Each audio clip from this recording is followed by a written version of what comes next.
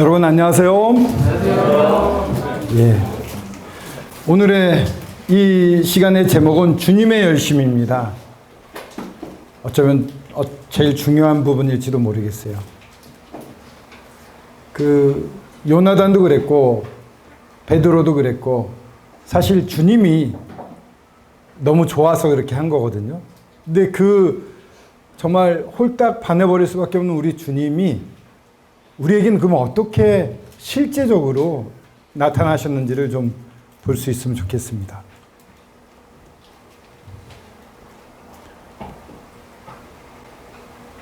이게 마국간입니다. 예수님이 이 땅에 오셨습니다. 마국간인데 좀 마국간 모양이 좀 특이하지 않습니까? 한번 봐보세요. 나무로 돼 있지 않죠? 천정이. 굴로 돼 있잖아요. 굴.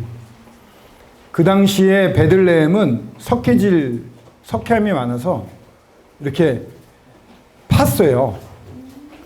파가지고 깊숙한 곳에서는 양과 소와 이런 걸 염소를 기르고 입구에는 뭘 뒀냐면은 모든 곳이 다 그렇지는 않겠지만 입구에 그래도 무엇을 두었냐면은 사람이 외부에서 죽잖아요.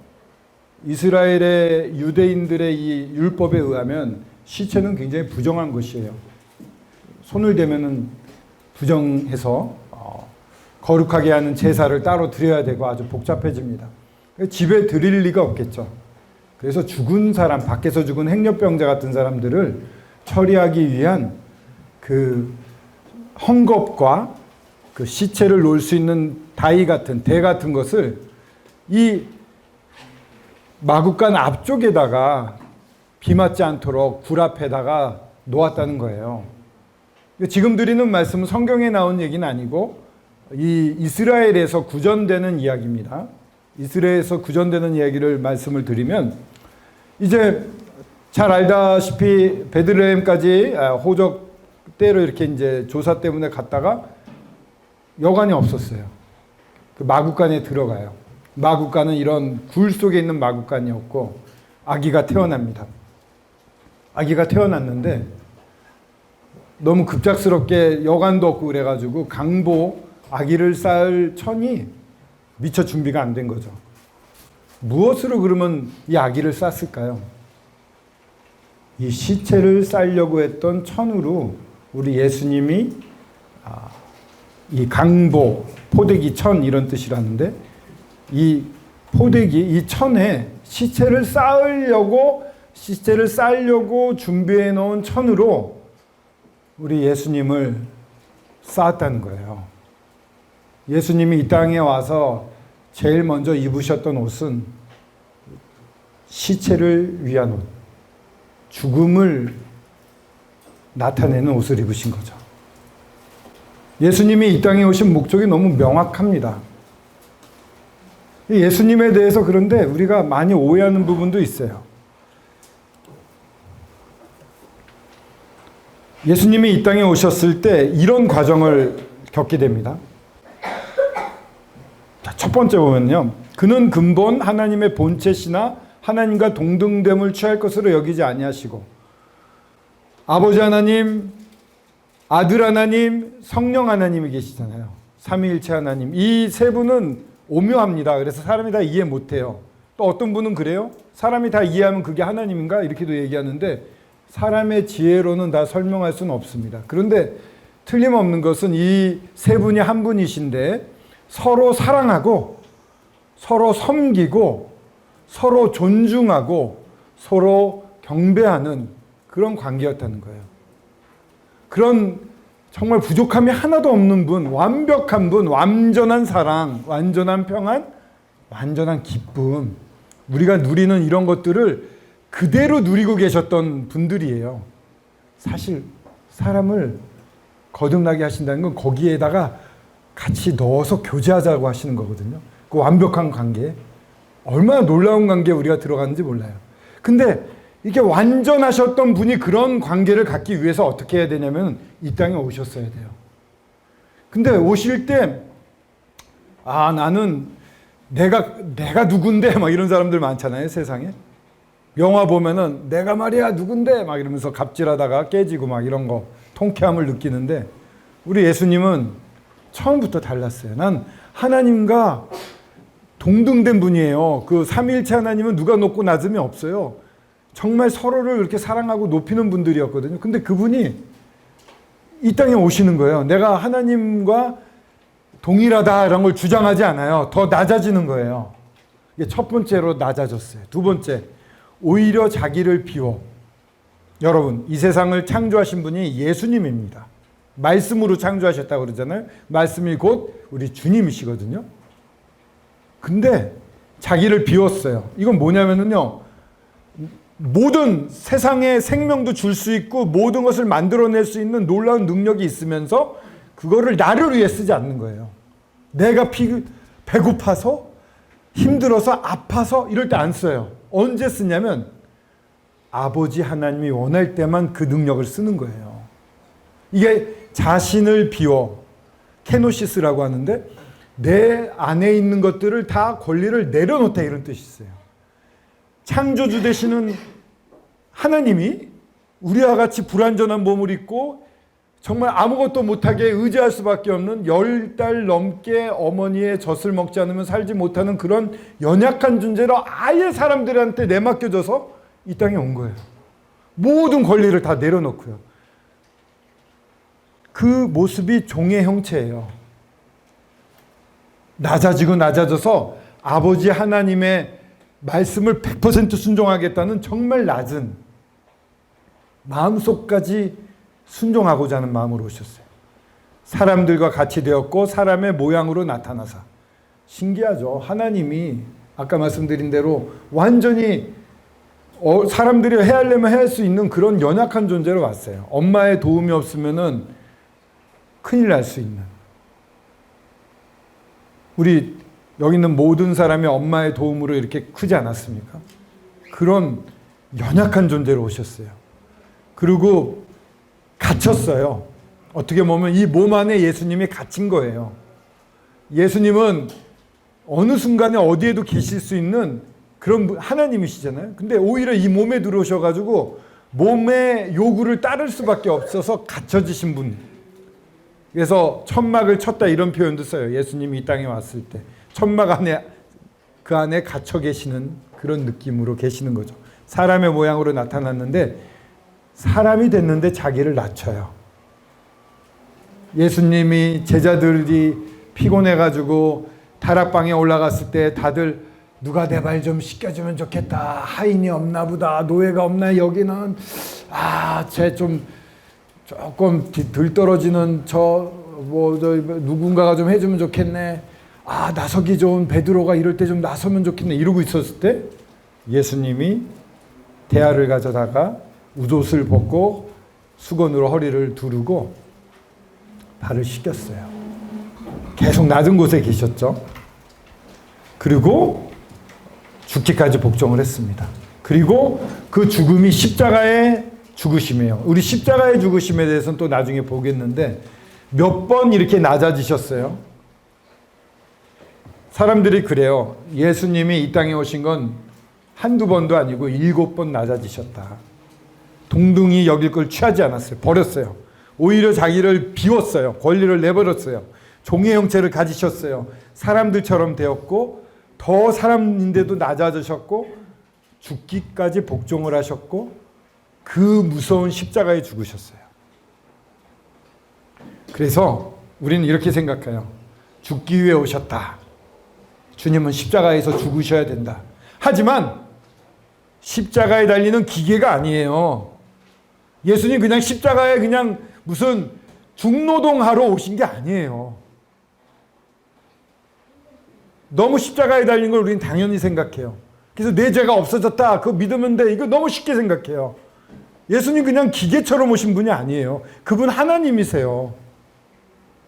그리고 우리와 똑같은 모든 걸 느낄 수 있는 분이에요. 예수님이 그때 나이를 제가 정확히 파악을 안 했는데 10몇 살이 되면은 7살인가 그 나이가 되면 이제 성전을 방문하는 절기가 시작이 돼요. 그래서 성전에 제사 드리러 갔다가 모든 가족들이 나왔는데 예수님은 이곳에 남아 있었어요. 그래서 옆에 있는 서기관들하고 얘기하는데 놀라운 거예요. 서기관들이 넋을 놓고 듣고 물어보고 또 듣고 교제가 되는 거예요. 하나님의 아들이라서 특별히 많은 지식이 있는 게 아니라 그만큼 하나님에 대한 그러한 순수함이 있었고 추구가 있었던 거죠. 물론 보통 사람과는 달랐을 겁니다. 근데 부모 입장에서는 너무 난처한 거죠. 2박 3일을 길을 갔는데 없는 거예요. 다시 돌아왔어요. 와서 봤더니 성전에 이렇게 앉아 있는 거예요. 우리 엄마 아빠들, 특히 엄마, 이때는 아빠도 화를 내겠죠? 이렇게 아까 무섭게 화를 냈을지 몰라요. 그래서 똑같았어요. 부모님이 막 야단을 쳐니까 왜 여기 있었냐? 너는 왜 그랬냐? 이랬더니 예수께서 이르시되 어찌하여 나를 찾으셨나이까? 내가 내 아버지 집에 있어야 될 줄을 알지 못하셨나이까? 약간 좀 반발하는 듯한, 아니 왜 모르셔요? 내가 하나님 아버지의 아들로 이 땅에 몸을 입고 왔지만 하나님의 아들이잖아요. 왜냐하면 마리아도 요셉도 다 현명하고 이 하나님의 계시를 다 봤잖아요. 알 거예요. 근데 이런 사실을 못 깨닫고 있었던 부모님을 약간 편치 않은 그런 말을 했어요. 근데 그 다음 보세요. 예수께서 함께 내려가사 나사렛에 이르러 순정하여 받드시더라. 아버지 어머니의 권위를 무너뜨리지 않았어요. 그대로 따라서 함께 내려갔고 또 더 낮아졌죠. 겸손하게 더 내려가고. 물론 예루살렘이 높고요. 그 나사렛은 좀 낮아요. 지역이. 그래서 내려가는 것도 맞는데 이거는 주님의 마음도 나타낸 것 같아요. 더 낮아지셔서 나사렛에 이르러서 부모님을 순종해서 받들었어요. 눈에 보이는 권위, 눈에 보이는 선생님, 눈에 보이는 엄마 아빠를 순종하지 않으면서 어떻게 눈에 보이지 않는 하나님을 순종할 수 있겠어요? 그죠? 예수님은 그런 면에서 정말 순종할 줄 아는 아주 순전한 그러면서 우리 사람들과 같은 마음도 있었다는 거 기억하시면 좋겠고요. 예수님의 직업이 무엇죠? 목수. 예, 목수. 뭘 만들고 있고 옆에 아버지 요셉이 지켜보고 있는 것 같습니다. 이런 구전이 있습니다. 이것도 구전인데 예수님이 만든 모모는 소들이 제일 좋아했다. 모모. 예수님이 만든 모모는 소들이 제일 좋아했다. 모모는 뭘까요? 구유? 그거 먹을 때도 뭐 도움이 되겠지만, 예, 윤영채 형제님, 선생님 막 이러고 있는데 체조하는 것 같아요. 예. 여기 나오죠. 나의 멍에를 메고 내게 배우라. 그리하면 너의 마음이 쉼을 얻으리니 이는 내 멍에는 쉽고 내 짐은 가벼움이라. 멍에예요. 멍에는 소와 소를 연결하는 나무 기구입니다.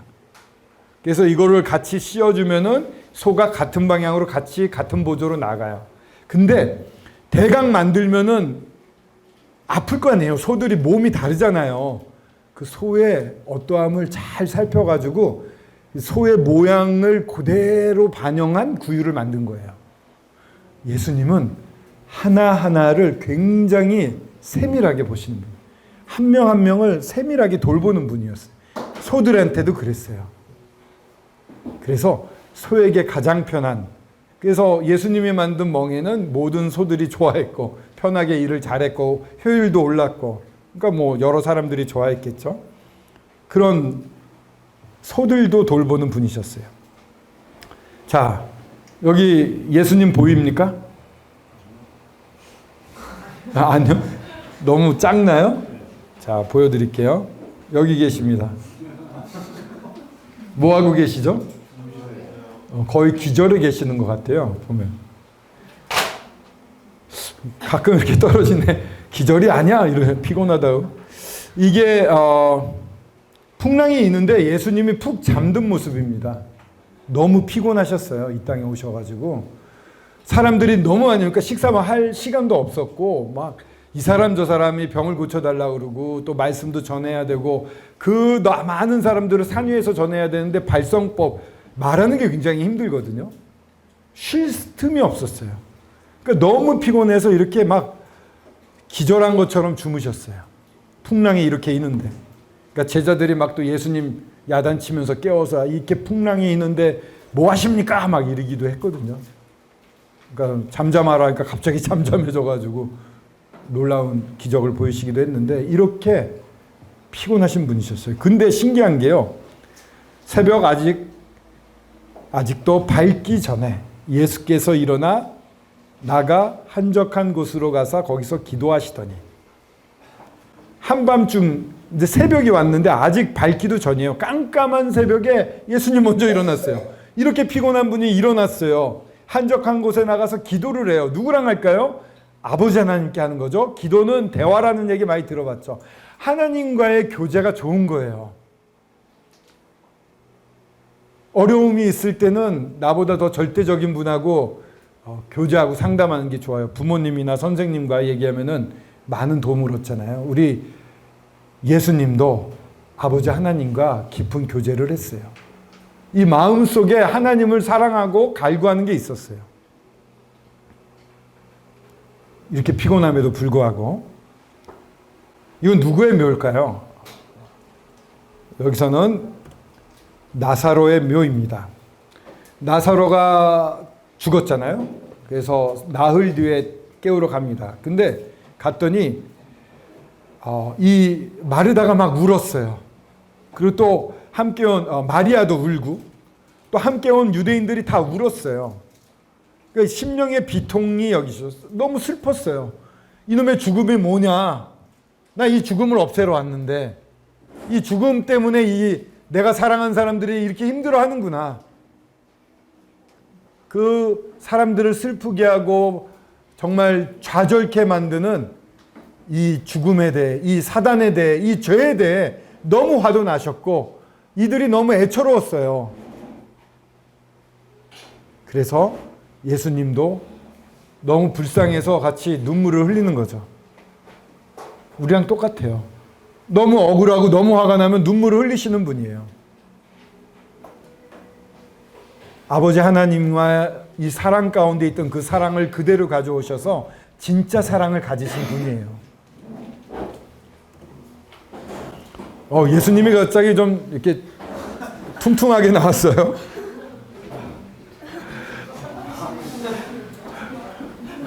갑자기 지금까지 봤던 모든 예수님 중에 가장 제 마음에 드는 것 같습니다.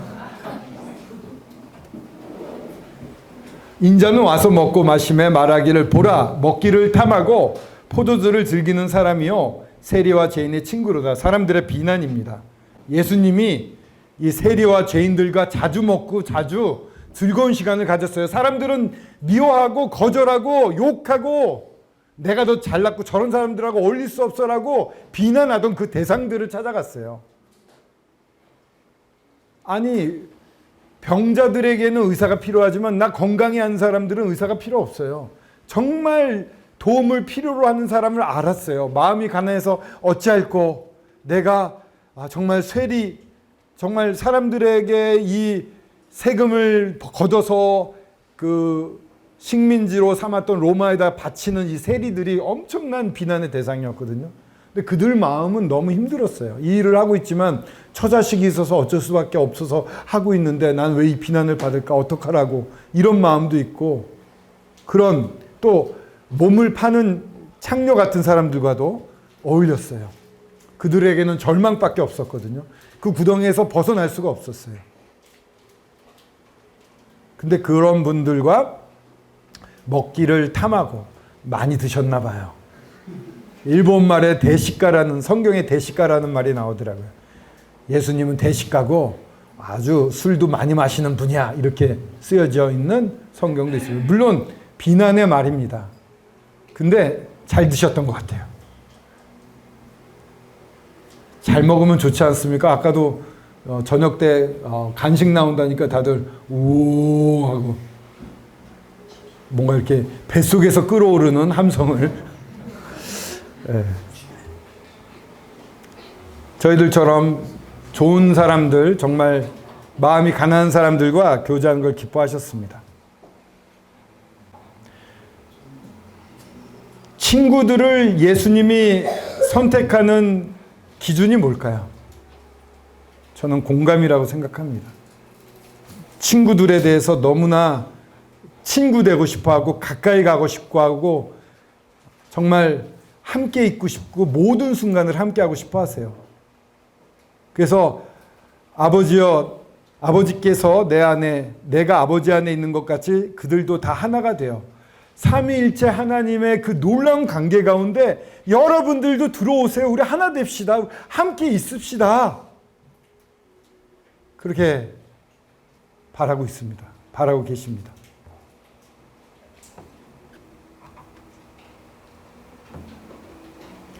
자,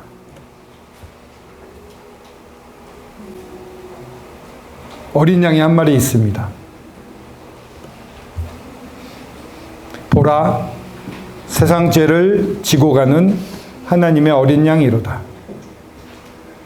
어린 양을 죄를 지으면 구약에서는 어린 양을 제사장 앞에 끌고 갑니다. 그러면 자기가 그 어린 양의 머리에다가 안수를 합니다. 그리고 그 안수한 다음에 어린 양을 자기가 죽입니다. 양 죽이는 거 본 적 있습니까? 선생님 몽골에 갔을 때 염소와 양을 잡는 걸 몇 번 봤습니다. 근데 굉장히 신사적으로 염소를 잡아요. 여기를 망치로 딱 때리면은 염소가 푹 하고 기절을 해요. 다리를 쭉 뻗고. 그러면 여기에다 칼집을 살짝 내서 손을 넣어요. 이렇게. 그래서 호흡하는 걸 이렇게 꽉 잡습니다. 그러면 그렇게 해서 죽어요. 신사적이죠? 근데 그 치는 사람이 잘 못 치니까 딱 쳤는데 막 이러고 또 딱 쳤는데 그러니까 너무 미안하더라고요. 어차피 제가 먹기는 하겠지만 너무 안 됐는데 장로 형제님이 딱 줘봐 이러더니 탁 치니까 바로 탁 쓰러지더라고요. 여기 이렇게 해서 멱을 꽉 잡아서 죽입니다. 근데 좀 저보가라면 못할 것 같아요. 근데 죄를 지었을 때 그 죄의 대가가 얼마나 무서운지를 알 수 있는 게 죄를 용서받으려면 양을 가져가서 자기가 죽여야 되는데 이 이스라엘의 제사법은 칼로 베서 피를 흘려 죽게 만드는 거예요. 그러니까 뱄을 때 이 양이 가만히 있겠어요? 막 몸부림치면은 막 피가 튈 거 아닙니까? 그리고 그 피를 드리면은 제사장이 이제 피를 가지고 번제단이나 아니면 안에 들어가서 뿌립니다. 그래서 죄 용서함을 받는데 이 양을 가져와서 죄 용서함을 받는 게 쉬운 일이 아니에요. 아주 끔찍했던 일이에요. 죄가 이렇게 무섭구나. 이 양이 이렇게 고통스러워하면서 죽는 것처럼 내가 죽어야 되는구나를 눈앞에 보면서 죄 용서를 받는 것이었어요. 근데 그 죄를, 세상 죄를 지고 가시는, 대신 지고 가는 분이 생겼다는 거예요. 하나님의 어리랑이다. 누구예요? 예수님 보고 진례 요한이 말한 거 아니야. 저분이 세상 죄를 지고 가신다. 하나님의 어린 양이다. 하나님이 정하신 어린 양이야. 저 예수님이 지고 가면 다 끝나는 거야 라고 얘기를 선포를 했어요. 세상이라는 거 가만히 생각해 보면은 세상은 이 지구가 만들어져서 없어질 때가 다 세상입니다. 그러면 현재 지구는 세상이 아니에요. 세상이에요. 그러면 지구 안에 아시아는 세상이 아니에요. 세상이죠. 아시아 안에는 한국이 있어요. 한국 세상이에요? 그러면 이 한국 안에 이 소요산, 이 근저가 소요산인데 경기도가 있어요. 세상이죠. 세상 안에 이 수양관이 있어요. 세상이죠. 수양관의 지하 1층에 강당이 있어요. 이것도 세상이죠. 이 강당 안에는 내가 있어요. 내가 바로 세상이에요. 세상 죄를 지고 간다는 건 나의 죄를 지고 가는 이란 뜻이에요. 다른 얘기가 아니라 여러분 한 분 한 분의 죄를 지고 가는 어린 양이라는 거예요. 여러분이 과거에 졌던 지구가 만들어지기 때부터 지구가 없어질 때 모든 죄니까 내가 태어나서 죽을 때까지의 모든 죄를 다 짊어지고 간다는 것이죠. 원어는 이거예요. 지고 가느니 제거하는 이런 뜻이 있어요. 세상 죄를 내 죄를 제거해 준다고 그랬어요. 그 원어의 진짜 뜻은 파버리는 이런 뜻이 있어요. 돌을 막 쳐가지고 이 헬라어 히브리어는 글을 오른쪽에서 왼쪽으로 씁니다. 왜 그런지 알아요? 왜 이렇게 쓰는지 아십니까? 오른쪽에서 왼쪽으로 써요. 우리는 이렇게 반대로 쓰잖아요. 왜 이렇게 쓰냐? 돌로 깎아서 글씨를 썼어요. 오른손잡이가 많으니까 이렇게 쳐 내려가야지 반대로 하기 어렵거든요. 돌로 파내는 거예요. 죄를 지고 간다는 것은 이렇게 파버려내는 거예요. 죄를. 그걸 하나님의 어린 양이 하신다는 거예요. 어떻게 해요? 십자가죠. 이 모세 여기가 이 디귿자처럼 돼요. 여기가 이렇게 여기가 디귿자처럼 뼈가 됩니다. 이렇게 여기다가 받는 거예요. 여기. 그거 어떻게 알았냐면은 몽골에 갔더니 염소를 잡아서 여기를 이렇게 뚫어가지고 로프에 걸어놓으니까 한 마리가 그대로 달려 있더라고요. 잡은 염소가. 그러면서 여기는 절대로 안 떨어진대요. 그러니까 십자가에다가 여기라면은 찢어질 수 있는데 여기에 박는 거예요. 예수님은 여기 양쪽에 박혔습니다. 근데 여기가 어디냐면은 이 손에 가는 모든 신경이 시작되는 점이에요. 너무 아픈 곳이죠. 가장 격렬하게 아픈 곳이에요. 로마의 십자가는 로마에서 가장 끔찍하게 죽이기 위한 사형틀이에요. 생각해서 생각해낸 끔찍한 거예요. 그래서 정말 중죄를 지지 않으면 십자가에 안 달려요. 예수님은 죄가 없는 분인데 파내시려고 십자가를 지셨어요. 그래서 여기 엄청난 고통, 여기는 이제 심장이 뚫렸다는 거죠. 그리고 이제 발은 못 올렸는데 발 부분도 겹쳐가지고 박습니다. 박아서 이렇게 버팀목을 할 수 있게 해줘요. 전에도 말씀드린 적이 있지만은 숨을 쉴 때 이렇게 십자가에 달리면 몸이 처져요. 한번 처지면은 여러분들도 한번 철봉 같은 거 매달려 보세요. 이렇게 매달리면 숨쉬기 어려워요. 십자가에 똑같아요. 이렇게 매달려 있어가지고 숨을 못 쉬어요. 처지면은 숨이 안 쉬어져가지고 어떻게 해야 되냐면은 이 발에다가 못 박힌 발에 힘을 주고 이걸 들어야 돼요. 발에 얼마나 아프겠어요. 으스러지는 아픔 가운데 몸을 이렇게 지탱해서 숨을 한 번 쉬고 또 축 처지는 거예요. 그래서 많은 경우에 질식사해요. 6시간이 지났는데 예수님은 돌아가셨어요. 근데 옆에 있는 두 강도 안 죽었어요. 어떻게 해요? 이 정갱이를 몽둥이로 때려서 부러뜨립니다. 그럼 뭘 못해요? 숨을 못 쉬어요. 지탱이 안 돼요. 그러니까 그냥 질식해서 죽는 겁니다. 엄청 끔찍한 거예요. 죄가 없었어요. 예수님은. 하나도 없었어요. 그 죄를 양이 대신 짊어지고 죽는 것처럼 우리 모든 사람의 죄를 대신 짊어질 뿐이 필요했어요. 그래서 예수님이 자진해서 오신 거예요. 그 자진해서 오신 그 마음속의 동기는 사랑이에요. 내가 할 수 있어가 아니라 하나님이 가지고 계신 그 사랑이 너무 커서 이 사랑하는 사람들을 건지고 싶은 거예요. 건져서 그냥 두는 게 아니라 같이 모든 걸 경험하고 싶은 거예요. 힘들어하면 다가가서 바로 그냥 배신하고 3번 저주했던 사람도 찾아가서 먼저 보여주시는 그런 사랑으로 우리를 진짜 사랑 가운데 성장시키려고, 가장 행복한 사람 만들려고 오신 거예요. 이분은 사랑 때문에 오시고 십자가에 못 박혀 죽으신 거는 사랑 때문에 죽으신 거예요. 의무감도 아니에요. 기계도 아니에요. 이런 거 좋아서 하실 분 아니에요. 얼마나 힘들었어요.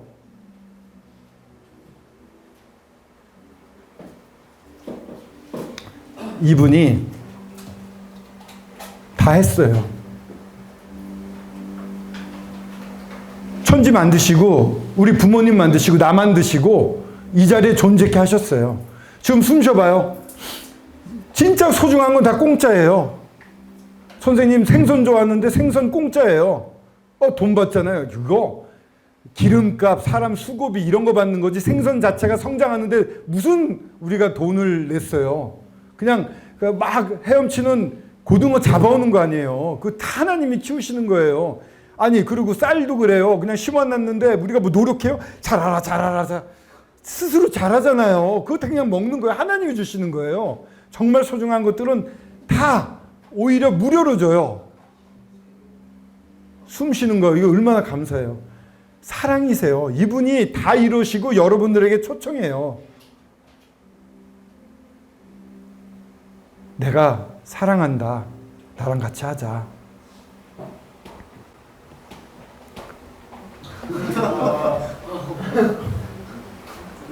저는 일본에서 3년 살았어요. 그래서 일본말 아주 잘했어요. 일본 대학에 갔는데 우리 교수님이 저보다 발음이 나빴어요. 그래서 교수님 왜 저래? 그래서 엄청 교만해졌어요. 시험을 볼 때 주변에 아이들이 컨닝 페이퍼를 받으려고 다 이렇게 그래서 굉장히 편하게 대학을 다녔어요. 뭐 밥도 많이 사주고 그러더라고요. 굉장히 잘난 줄 알고 살았죠.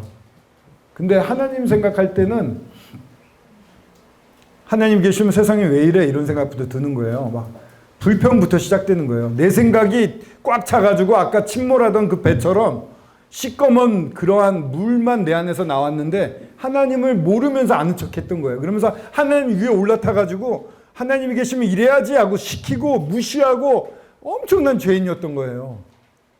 근데 그 예수님이 나를 위해 선생님은 그런 와중에도 이 세계를 보면 절대자가 있을 것 같다. 창조자가 있을 것 같다. 이런 생각했거든요. 근데 그분이 하나님이시고 그분의 아들이 예수님이라는 사실을 듣고 참 놀랐어요. 놀랐는데 예수님이 십자가 달려서 저 고통을 받으시는 거예요. 선생님이 어렸을 때 여러분들보다 좀 어렸을 때예요. 우리 민우나 지우만 할 때였구나. 민우만 할 때였어요. 5학년 6학년 때인데 살던 동네가 쓰레기장이 있었어요. 이제 이렇게 집을 져야 되는데 흙을 부어다가 이렇게 메꿔야 되는데 거기다 먼저 쓰레기를 먼저 메꾸고 나중에 위에다가 흙만 덮어요. 그 당시에는 좀 그렇게 날림으로 했어요. 그래서 주변이 쓰레기가 많아가지고 뛰어놀다 넘어지면 까지잖아요. 까지면 어떻게 돼요? 딱지가 앉잖아요. 딱지가 앉으면은 그게 낫는 딱지가 아니라 안에서 곱는 거예요. 곱는 거 알아요? 우리 친구들? 골마 봤어요? 모르는구나. 야, 이렇게 세대가 많이 받는 이렇게 누르면 노란 고름이라는 게 쭉 나와요. 안에서 고쳐지는 게 아니라 악화되고 있는 거예요. 그래서 고름이나 이런 누런 안 좋은 것들이 나와요. 그거 아파요. 그냥 두면은 더 막 상처가 더 나빠지고 오히려 위험해질 수도 있어요. 근데 여기 맨날 개구장이라 가지고 팔꿈치, 팔꿈치, 무릎 이런 데가 다 까졌는데 안 낫는 거예요. 또 손도 이렇게 뜯다 보니까는 쭉 누르면 옆에서 고름이 찍 나오는 거예요. 막 전체가 막. 그래서 병원에 갔어요. 병원에 갔더니 갑자기 의사 선생님이 이거 그냥 두면은 상처, 흉터가 심해진다고 다 띄어야 된다 그러면서 막 알코올로 여기를 문대는 거예요. 이 무릎하고 막 그러니까 그러면 이제 맨들맨들한 살이 나오잖아요. 약 바르고선 가재를 딱 하고 붕대를 붙여줘요. 그래서 이제 집에 갈 때 막 이러고 가니까 놀던 애들이 막 달려오더니 얘 교통사고 당해서 막 이러는 거예요. 나한테 이래서 이제 이틀 뒤에 갔어요. 그랬더니 그 여자 선생님인데 지금 얼굴은 생각 안 나는데 말투나 이런 게 좀 이렇게 안경이 좀 올라간 안경을 썼던 것 같아요. 근데 붕대를 풀더니 가재가 딱 달라붙어 있잖아요. 그 가재를 막 베끼는 거예요. 그러니까 막 소리 지르고 너무 아픈 거예요. 그리고 이제 엄지 손가락이 이게 골맞다 그러잖아요. 손톱을 빼지 않으면 손톱이 쭈글쭈글해지고 이상해진대요. 손톱을 빼야 된대요. 벤치 같은 걸로. 어떻게 빼냐고. 마취는 어떻게 해야 되니까는 의사 선생님이 이러면서 마취는 이렇게 뿌리는 마취약이 있어요. 그러니까 우리 어머니가 그래요? 뿌리는 마취약 이러는 거예요. 그래서 뿌리는 마취약이면 괜찮. 선생님이 이가 나빠서 치과 가서 마취 주사 맞을 때 아픈 거 알아서 주사 싫어했거든요. 주사 놓는 거 아니죠? 괜찮아요. 막 이래가지고 믿고 맡겼더니 여기다가 주사를 팍 쑤시는 거예요. 초등학교 5학년, 6학년인데 힘을 주니까 주사가 픽! 주사 바늘이. 또 나서 힘을 줬더니 또 픽! 주사 바늘을 몇 개를 보냈어요. 손으로. 그런데 이제 옆에서 우리 할머니가 야, 힘 빼! 막 야단을 치는 거예요. 왜 힘을 주니? 힘 빼고 맞았어요. 그래서 손톱 또 뺐어요. 근데 우리 껌뻑껌뻑거리네 계속. 예수님을 생각을 해본 거예요. 예수님이 십자가에 달리실 때 채찍질 맞잖아요.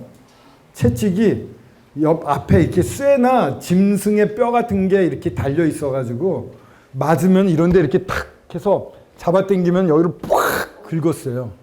그래서 패션 오브 크라이스트라는 영화를 보면 이 갈비뼈에 맞았는데 잡아당기니까 이 갈비뼈 있는 게 이렇게 뜯어져 나오는 그런 장면도 있어요.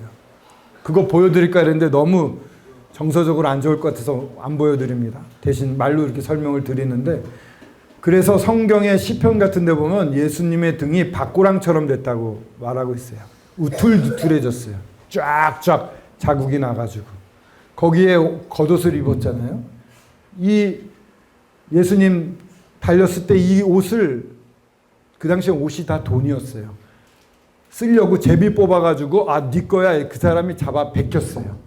그 생각을 하는데, 제가 여기 가재가 뜯어지는 아픔을 경험했잖아요. 예수님의 이 살점이 우두둑 우두둑 떨어지는 걸 생각하니까 너무 아픈 거예요. 그래서 예수님 왜 이렇게 아픈 걸 참으셨어요?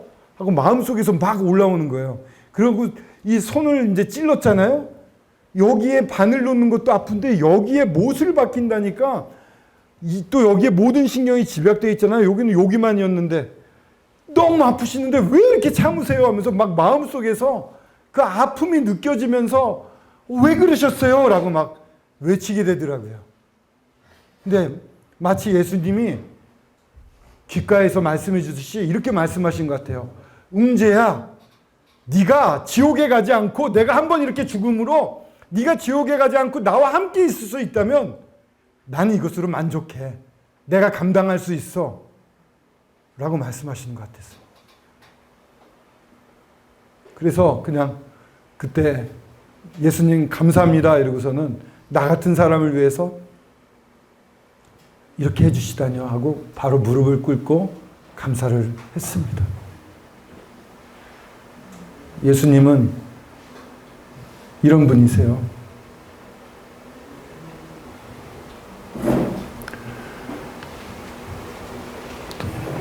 우리 친구들 다 이뤄 놓으셨습니다. 돌아가시면서 예수님이 다 이뤘다라고 말씀하시고 영혼을 숙이시고 아버지여 내 영혼을 받아 주시옵소서 하고 하늘나라 가셨어요. 죽는 그 순간에도 하나님께 맡겼어요. 어떻게 하시든 하나님 뜻대로 하십시오 하고 온전히 맡기는 사람이셨어요. 그러면서 여러분들 향해서는 이렇게 말했어요. 다 이루었다. 테털레스타이라는 말인데 다 갚았다. 여러분들이 죄 때문에 지불해야 될 모든 삭스를 내가 다 갚아버렸다. 그러면서 맡겼어요. 하나님께. 내 영혼을 부탁드리나이다. 이분이 부활하셨고요. 살아나셨고요. 아까 본 대로 베드로와 12제자와 500여 사람들한테 다 보이시고 보는 데서 하늘로 올라가시고 좀 살아계셔요. 살아서 우리를 보고 계시고 이 자리에도 함께 하시고 교제하고 따라가기를 원하세요. 끝까지 붙잡고 가세요. 이 끝까지 붙잡고 가시는 놀라운 은혜를 내일 바울의 열심을 통해서 볼 거예요. 그러니까 이분한테 그러네요 하고 맡기세요. 예수님이 아버지께 맡긴 것처럼 여러분들도 맡기세요. 그리고 제 마음에 들어와 주십시오 하고 고백하세요. 주님의 이 사랑과 은혜가 여러분들 안에 넘칩니다.